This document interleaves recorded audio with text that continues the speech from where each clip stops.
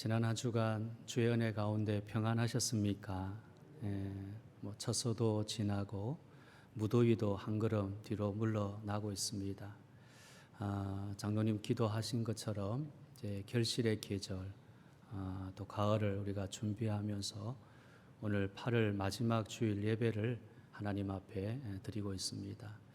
드려지는 한 시간의 예배의 시간이지만 우리 인생의 가장 귀하고 복된 예배의 자리인 줄을 우리가 꼭 기억하여서 오늘도 말씀 가운데 우리를 찾아와 주시고 함께 하시는 크신 예수님의 사랑을 다 함께 누릴 수 있는 복된 저와 이름 되시기를 주님의 이름으로 축원합니다. 아멘. 자, 오늘 마태복음 9장 그리고 10장 두 본문 말씀 가지고요. 주인이 원하시는 것이라고 하는 주제로 잠시 말씀 나누려고 합니다. 한국 교회는 그동안 헌신적인 노력으로 큰 부흥을 이루었습니다. 어떻게 하면 사람을 구원할까? 어떻게 하면 하나님을 믿고 안전하게 천국 가도록 할까? 어떻게 하면 부흥하여 하나님의 큰 일을 이룰까? 성공이라는 목표를 향해 열심히 부흥 한국을 외쳤습니다. 그런데 지금 교회는 낭떠러지 절벽에서 떨어지는 듯 급속도로 쇠퇴의 길에 들어섰고 교회를 떠나는 사람들이 현저히 많아지고 있습니다. 과거 서구 교회의 현상들이 나타난 지 이미 오래전의 일이 되어버렸습니다. 여러분, 이러한 부정적인 모습들은 사람 중심의 수평적 교회를 세우는 방법론에 취중했기 때문입니다. 그 결과 일부 기독교인들은 기존 교회에 대한 회의감 때문에 하나님을 믿는다고 하면서도 교회에 나가지 않는 사람들, 즉 가난한 성도들이 늘어나고 있습니다. 교회에서 상처받고 하나님 신앙 잃어버리느니 차라리 인터넷 설교를 들으면서 하나님과 동행하는 삶, 영성을 지키는 삶을 살겠다는 것입니다. 여러분, 그것이 절대적으로 잘못된 것이라고 말할 수는 없겠지만 바른 신앙생활은 아닙니다. 우리는 개인 신앙의 한계를 극복하고 교회 신앙으로 가야 하기 때문입니다. 주님의 몸이 되는 영광에서 분리되는 것이 불행이라는 것을 알아야 합니다. 이제는 수평적 교회에서 벗어나 하나님의 영광만 추수하는 수직적 교회의 모습을 회복해야 됩니다. 예수님 마태복음 9장 37절에서 제자들에게 추수할 것이 많다라고 말씀하셨습니다. 물론 구약 성경에서 추수는 하나님의 최후의 심판을 의미하지만 여기서 말씀하고 있는 추수는 제자들의 복음 전파를 의미하고 있습니다. 그 당시 복음을 전해야 할 사람들은 많아야 했지만 그렇지 못한 현실을 잘 보여주고 있습니다. 예수님은 이것을 아셨기에 쉬지 않으시며 친히 많은 동네와 성 주변을 두루 다니시면서 천국 복음을 전파하고 가르치셨습니다. 제자들은 예수님의 일에 동참해야 할 필요가 있었습니다. 그러기에 예수님은 추수할 일꾼들을 보내주셔서 하라라고 말씀하시면서 추수하는 일꾼의 주인이신 하나님께 기도하며 나아가야 함을 알려주십니다. 여러분, 천국 복음 전파의 기초는 무엇입니까? 무엇보다도 복음 전파를 할 수 있는 일꾼이 되도록 하나님께 기도해야 합니다. 그래야만 하나님께서 추수할 일꾼을 삼으실 때 추수할 수 있게 됩니다. 하나님께 선택을 받아 보냄을 받은 자라야만 하나님의 일에 동참할 수 있기 때문입니다. 로마서 10장 14절 15절입니다. 그런즉 그들이 믿지 아니하는 일을 어찌 부르리요? 듣지도 못한 일을 어찌 믿으리요? 전파하는 자가 없이 어찌 들으리요? 보내심을 받지 아니하였으면 어찌 전파리요? 기록된 바 아름답도다 좋은 소식을 전하는 자들의 발이여 함과 같으니라. 보냄을 받아야 전파되어진다. 보냄을 받아야 추수하게 되어진다는 겁니다. 자, 그렇다면 복음 전파자인 제자들의 삶은 어떠해야 됩니까? 보냄받은 전도자의 삶은 어떠해야 될까요? 첫째는요, 주님은 뱀같이 지혜롭고 비둘기같이 순결해야 된다라고 말씀하십니다. 자, 본문 10장 16절입니다. 보라, 내가 너희를 보냄이 양을 이리 가운데 보냄과 같도다. 그러므로 너희는 뱀같이 지혜롭고 비둘기같이 순결하라. 여러분, 이리 가운데 양을 보낸단 말을 어디 다른 곳에서 들어보신 적이 있으십니까? 이 말씀은 예수님께서 사랑하는 제자들이 앞으로 받을 모진 핍박을 염두에 두고 하신 말씀입니다. 이래같이 날카로운 세상이 진실하게 나아가는 양, 복음 전하는 전도자들을 가만히 둘 리 없기 때문입니다. 이어지는 17절, 18절 말씀 보십시오. 사람들을 삼가라. 그들이 너희를 공회에 넘겨주겠고 그들의 회당에서 채찍질하리라. 또 너희가 나로 말미암아 총독들과 임금들 앞에 끌려가리니 이는 그들과 이방인들에게 증거가 되게 하려 하심이라. 자, 또 21절, 장차 형제가 형제를, 아버지가 자식을 죽는 데 내어주며 자식들이 부모를 대적하여 죽게 하리라. 양을 이리 가운데 보낸과 같은 이 현실 상황, 복음 들고 나아갈 때 예수 믿는 것 때문에 이런 모진 핍박과 고난이 있을 것이다라고 예수님이 예고하십니다. 그러므로 예수님은 너희는 뱀같이 지혜롭고 비둘기같이 순결해야 된다라고 계속해서 말씀하십니다. 자, 여기서 말하고 있는 뱀의 지혜로움은 창세기 3장 1절에 나오는 뱀의 모습과는 다릅니다. 강교하거나 간사함의 뜻의 의미가 아닌 생각이 깊고 신중함이라는 뜻을 가진 원어 프로니모스, 프로니모스라는 단어를 쓰고 있습니다. 순결한 태도로만 나아가는 것이 아니라 분별력, 통찰력을 가지고 조심스럽게 나아가라고 하는 말씀입니다. 우리는 이 세상 살아갈 때 순결함 없이 간사함과 강교함을 행하며 살아갑니까? 아니면 순결함만 가지고 분별하지 못하며 살아가고 있습니까? 여기 예수님께서 말씀하신 지혜와 순결함 두 개를 꼭 붙잡고 나아가야 합니다. 뱀이 위험한 상황에 빠졌을 때에 능수능란하게 또 신속하게 그 자리를 빠져나가는 것처럼 복음 전파의 상황 속에서도 순결함을 가지고 이리 때와 같은 세상 속에서 지혜롭게 분별력과 통찰력으로서 주님 주신 일들을 감당해야 하는 것입니다. 자, 두 번째로 주님은 핍박을 당할 때에 염려하지 말라라고 말씀하십니다. 자, 본문 10장 19절인데요. 너희를 넘겨줄 때에 어떻게 또는 무엇을 말할까 염려하지 말라. 염려하지 말라. 예수님은 제자들을 전도하러 나갈 때에 반대하는 자들과 핍박하는 자들에게 당할 고난에 대해서 말씀해 주십니다. 자, 다시 17절을 보면 그들이 너희를 공회에 넘겨주겠고 그들의 회당에서 채찍질하리라. 또 너희가 나로 말미암아 총독들과 임금들 앞에 끌려가리니 했습니다. 너희를 공회에 넘겨주어서 회당에서 채찍질한다라고 말씀합니다.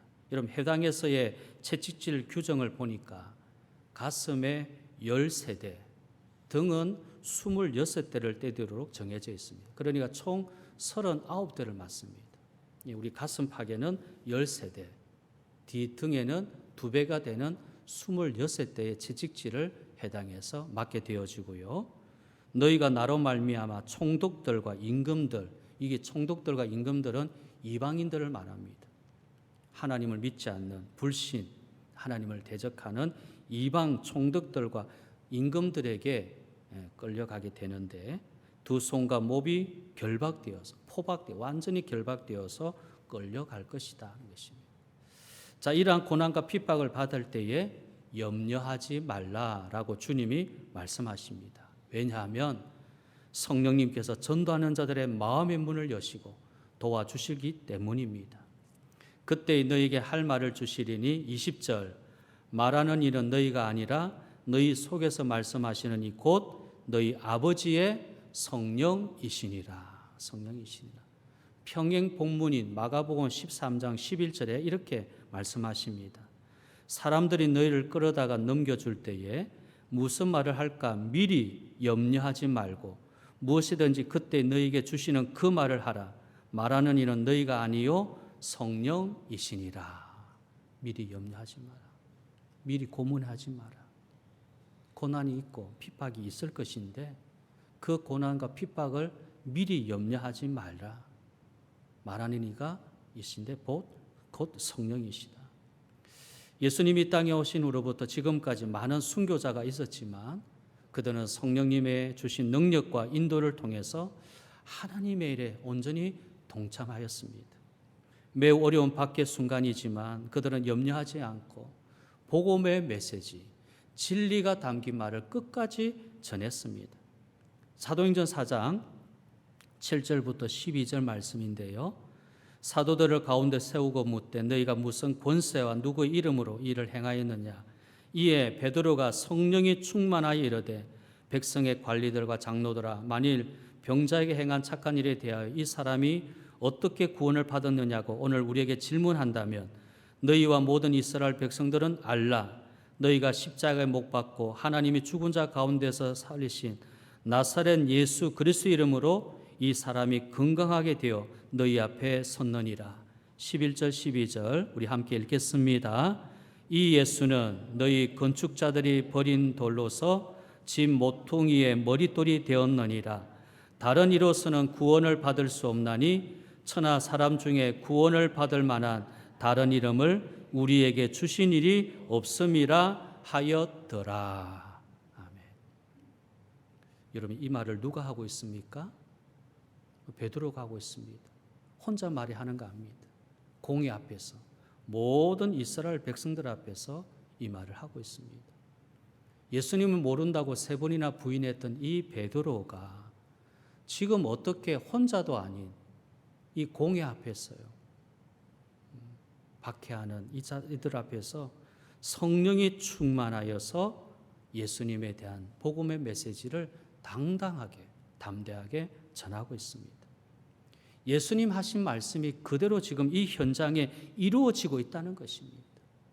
지나가는 말이 아니었습니다. 흘러가는 말이 아니었습니다. 예수님 하신 말씀이니까 지금 베드로를 통해서 이 현장에 그대로 이루어지고 있는 것을 볼 수가 있는 것입니다. 현재 우리의 모습은 어떻습니까? 극단적인 죽음으로 가득 찼던 옛날과는 달리 전도 대상에 이끌어진 모습만 봐도 염려하여서 주님께서 명령하신 천국 복음을 못 전하고 있지는 않은지 늘 되돌아보아야 합니다. 사도 바울은 로마서에서요. 육신의 생각은 사망이요 영의 생각은 생명과 평안이라고 말씀했습니다. 핍박에 대한 불필요한 염려로 마음을 채우지 말고 오히려 성령님으로 가득 채워서 그분이 일하시는 것을 믿고 의지하며 앞으로 나아가실 수 있기를 바랍니다. 셋째로 주님은 우리가 끝까지 견뎌야 된다라고 말씀하십니다. 자, 본문 10장 22절을 보겠습니다. 또 너희가 내 이름으로 말미암아 모든 사람에게 미움을 받을 것이나 끝까지 견디는 자는 구원을 얻으리라. 끝까지 견디는 자는 구원을 얻으리라. 우리는 하나님께서 허락하신 한 분뿐인 인생을 살고 있습니다. 바람처럼 왔다가 이슬처럼 가는 인생이 아닙니다. 세상이라는 세상에 갇혀 사는 인생이 아닙니다. 따라서 우리는 계속되는 핍박의 상황 속에서도 여기 끝까지 주님께 소망을 두며 나아가야 됩니다. 인정은 사람으로부터 받는 것이 아니라 하나님으로부터 받는 것이기 때문입니다. 우리는 사람을 두려워하는 것이 아니라 하나님을 두려워하고 많은 사람들의 눈치를 보는 것이 아니라 하나님의 눈치를 보아야 합니다. 마태복음 10장 28절에 몸은 죽여도 영혼은 능히 죽이지 못하는 자들을 두려워하지 말고 오직 몸과 영혼을 능히 지옥에 멸하실 수 있는 일을 두려워하라라고 말씀했습니다. 우리 몸은 해할 수 있습니다. 결박할 수 있습니다. 채찍질할 수 있겠습니다. 그러나 영혼은 능히 죽이지 못하는 사람을 두려워하지 말고 몸과 영혼을 능히 지옥에 멸하실 수 있는 하나님을 두려워해라. 우리 생명이 하나님께 있고 우리 영혼도 하나님께 있으니 그 하나님의 눈치를 보면서 하나님을 두려워해라. 어떤 사람은 복음 전파의 사명을 이런저런 이유와 핑계로 끝까지 감당하지 못하고 포기하고 있습니다. 특히 영적인 전쟁의 시대에 어떤 이들은 하나님을 인정하고 온전히 신뢰하기 전에 후원자, 사람을 먼저 찾아 나서는 안타까운 모습도 보이게 합니다. 주님은 내 이름으로 말미암아 모든 사람이 미움을 받을 것이나 끝까지 견디는 자는 구원을 얻으리라라고 말씀했습니다. 여기 끝까지 견딘다, 여기 견딘다라고 하는 이 말은요, 머무른다 하는 뜻입니다. 하나님의 은혜에 머물러 있다는 것입니다. 떠나지 아니하고, 예배 자리를 떠나지 아니하고, 기도의 자리를 떠나지 아니하고, 섬김의 자리를 떠나지 아니하고, 거기에 끝까지 머물러 있는 자는 구원을 얻을 것이다. 얻을 것이다. 우리는 어떠합니까? 끝까지 견디고 끝까지 주님만을 사랑하고 나아가는 삶이 되어야 합니다. 주님은 어제나 오늘이나 영원토록 동일하게 우리와 동행하시기 때문입니다. 자, 이제 말씀을 마치려고 합니다. 잠언 25장 13절에 충성된 사자는 그를 보낸 이에게 마치 추수하는 날에 얼음 냉수 같아서 능히 그 주인의 마음을 시원하게 하느니라 라는 말씀이 있습니다. 그렇습니다. 어떻게 하면 우리 인생의 주인이신 하나님을 기쁘시고 시원할 수 있는지를 알아야 합니다. 주님이 원하시는 것이 무엇이며 기뻐하는 것이 무엇인지 우리는 계속 되뇌이면서 계속해서 생각하면서 나아가야 됩니다. 주님이 주신 이 귀한 시간 속에 우리는 우리의 뜻이 아니라 하나님의 뜻, 주님의 뜻을 행해야 됩니다. 예수님은 제자들에게 말씀하시기 전에 먼저 가르치시고 천국 복음을 전파하시고 모든 병과 모든 약한 것을 고쳐주셨습니다. 본이 되신 예수님께서 추수하는 주인에게 청하여 추수할 일꾼을 보내주소서라고 제자들에게 명하시고요. 오늘 우리들에게 말씀하십니다. 하나님께서 우리에게 명령하신 천국 복음 전하면서 핍박과 고난이 우리를 힘들게 할지라도 하나님의 영광을 위해서 하나님의 영광을 추수하는, 그래서 신실함과 진실함으로 분별력과 통찰력, 지혜로 끝까지 이기며 나아가라고 말씀하십니다. 추수할 일꾼이 되라고 명령하십니다. 여기 우리 주님이 주시는 약속의 말씀이 있습니다. 이것을 너에게 이르는 것은 너희로 내 안에서 평안을 누리게 하려 함이라. 세상에서는 너희가 환난을 당하나 담대하라. 내가 세상을 이기었노라. 세상을 이기신 주님이 동일하게 오늘 우리와 함께 하십니다. 성령으로 우리 가운데 역사하시고 우리 마음의 문을 여시고 할 말들을 허락해 주시는 것입니다.